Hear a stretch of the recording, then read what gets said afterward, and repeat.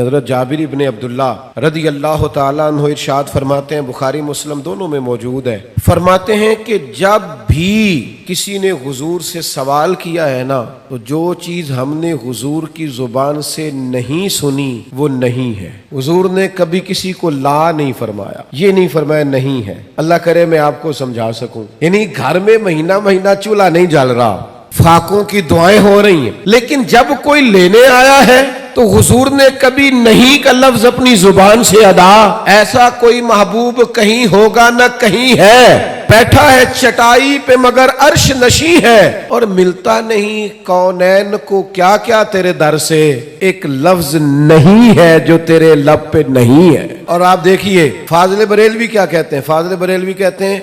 واہ کیا جود و کرم ہے شہ بطحہ تیرا، واہ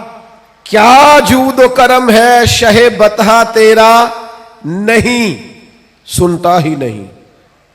نہیں سنتا ہی نہیں مانگنے والا تیرا۔